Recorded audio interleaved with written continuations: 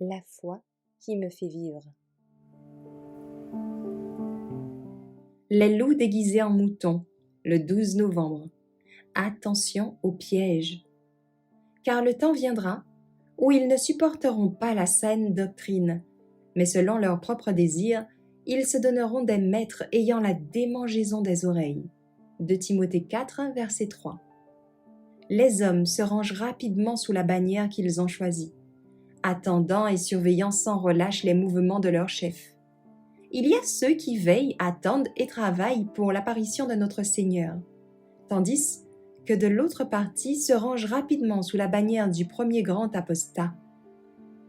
Ils cherchent un Dieu dans l'humanité, et Satan personnifie celui qu'ils recherchent. Les multitudes seront tellement trompées par leur rejet de la vérité qu'elles accepteront la contrefaçon. L'humanité est saluée comme Dieu. Satan est toujours sur le qui-vive pour tromper et induire en erreur. Il utilise tous les enchantements pour attirer les hommes sur la large voie de la désobéissance. Il s'efforce de confondre l'essence par des sentiments erronés et de supprimer les repères en plaçant sa fausse inscription sur les poteaux indicateurs que Dieu a établis pour indiquer le bon chemin. Des docteurs du mensonge se lèveront pour vous détourner du chemin étroit et de la porte étroite. Méfiez-vous d'eux. Sous des habits de brebis, ils sont en réalité des loups ravisseurs. Il ne nous est pas demandé de les éprouver par leurs beaux discours et leurs professions exaltées. Ils doivent être jugés par la parole de Dieu. Cesse, mon fils, d'écouter l'instruction qui fait s'égarer des paroles de la connaissance. Proverbe 19, verset 27.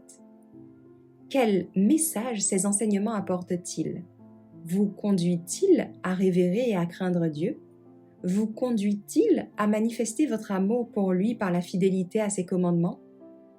Ces faux enseignants apparus dans l'Église et considérés comme vrais par beaucoup de leurs frères dans la foi, l'apôtre les a comparés à des puissants eaux, des nuages emportés par la tempête, auquel est réservé pour toujours le brouillard des ténèbres. 2 Pierre 2, verset 17.